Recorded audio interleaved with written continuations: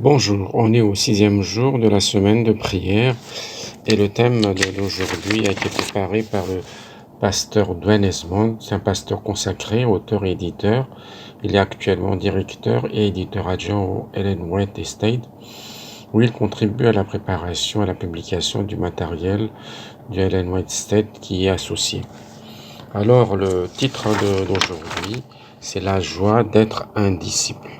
C'est Pierre, le disciple impétueux et sûr de lui, qui a sans doute posé l'une des meilleures questions de toutes les Écritures. Dans les versets précédents, cette fameuse question de l'apôtre, Jésus répondit à la question que lui posait un jeune homme riche.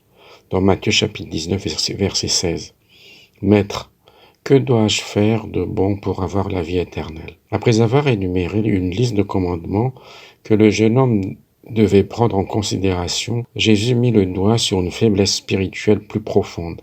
Si tu veux être parfait, va, vends ce que tu possèdes, donne-le aux pauvres, et tu auras un trésor dans le ciel. Puis viens et suis-moi. Dans Matthieu chapitre 19, verset 21. Le verset 22 présente ensuite la plus triste épitaphe jamais écrite pour un disciple mort-né.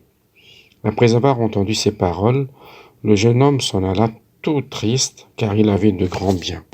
Le commentaire saisissant d'Ellen White sur cette décision fatidique mérite une lecture attentive. S'il avait saisi la valeur du don dont lui a été offert, il n'aurait pas hésité à s'enrôler parmi les disciples du Christ. Il faisait partie du conseil des Juifs, ce qui était un grand honneur, et Satan le tenait par de flatteuses perspectives d'avenir. Il voulait obtenir le trésor céleste, mais il voulait en même temps les avantages temporels assurés par ses richesses. Il regrettait que de telles conditions fussent posées, car s'il désirait la vie éternelle, il n'était pas disposé au sacrifice. Le prix de la vie éternelle lui paraissait trop élevé. Alors que le jeune homme riche s'éloignait tout triste, Jésus se tourna vers les disciples et leur dit quelque chose qui, plus de 2 millénaires plus tard, nous frappe encore. Je vous le dis en vérité, un riche entrera difficilement dans le royaume des cieux. Je vous le dis encore, il est plus facile à un chameau de passer par le trou d'une aiguille qu'à un riche d'entrer dans le royaume de Dieu.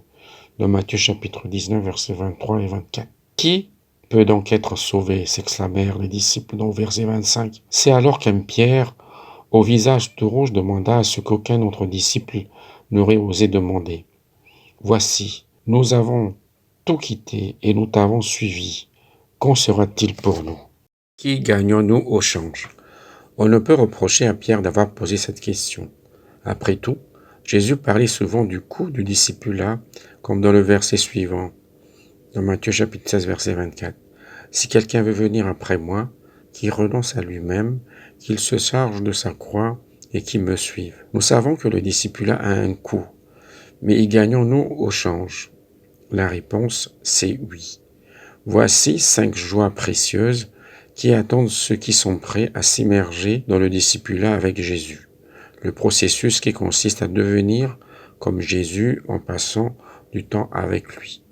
Premièrement, la joie d'une vie qui a un but. Jésus fait une prédiction audacieuse concernant tous les disciples qui choisissent de le suivre. Car celui qui voudra sauver sa vie la perdra, mais celui qui la perdra à cause de moi la trouvera, dans Matthieu chapitre 16, verset 25. Y a-t-il un plus grand chagrin dans la vie que celui de ne jamais trouver le but pour lequel on a été créé? Ici, Jésus promet que tous ceux qui mettent leur vie à son service trouveront la vie pour laquelle ils ont été créés, dont une partie consiste à devenir pécheurs d'hommes, dans Matthieu chapitre 4, verset 19. Une vie donc remplie de buts est une vie remplie de joie. Deuxièmement, la joie de l'acceptation inconditionnelle. L'une des choses que j'aime le plus de mes parents, c'est leur volonté de m'accepter, de m'aimer même lorsque je les déçois.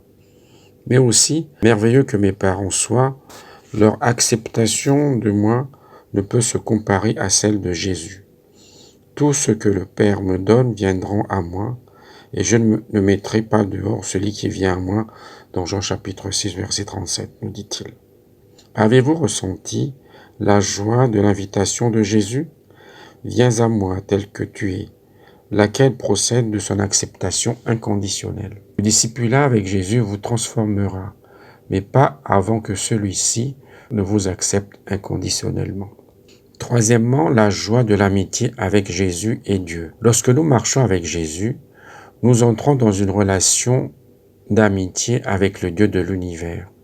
Une amitié qui comporte des avantages. Dans Jean chapitre 15, verset 15, il nous est dit « Je ne vous appelle plus serviteur parce que le serviteur ne sait pas ce que fait son maître.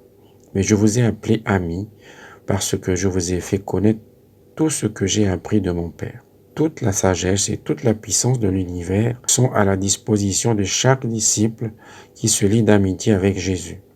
C'est là une joie qui apporte la paix à plus d'un disciple fatigué. Quatrièmement, la joie de la guérison, du repos et de la restauration. Dans un monde de pandémie et de péril, cette joie vaut à elle seule amplement le prix qu'il en coûte de suivre Jésus. En ce moment même, le Seigneur nous invite en ces termes « Venez à moi, vous tous, qui êtes fatigués et chargés, et je vous donnerai du repos. » Jésus nous offre le joug de sa volonté au lieu du joug épuisant du péché. Il nous fait cette promesse « Trouverez-vous du repos pour vos âmes, car mon joug est doux et mon fardeau léger. » Ellen White commande cette belle promesse.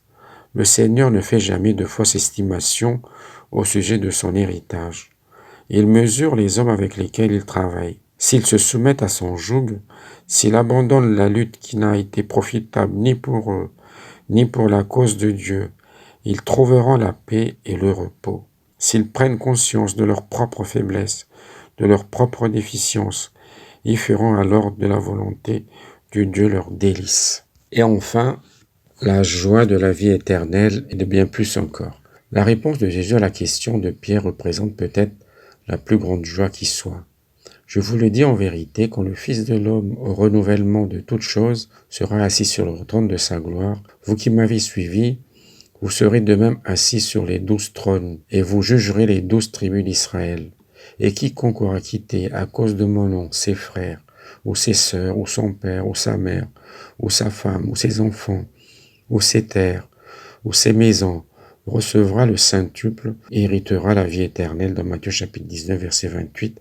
Bientôt, tous les vrais disciples régneront éternellement avec celui qui les a transformés à son image. Ils éprouveront alors une joie indicible et débordante de gloire. Dans 1 Pierre chapitre 1, verset 8. Pour conclure, donc voici 3 questions de réflexion. La première, en quoi pouvez-vous vous identifier au jeune homme riche? Deuxième question, avez-vous déjà fait un sacrifice pour Jésus et fait l'expérience d'une bénédiction en retour? Et la troisième question, avez-vous déjà considéré l'abnégation en tant qu'expérience joyeuse? Merci, à demain.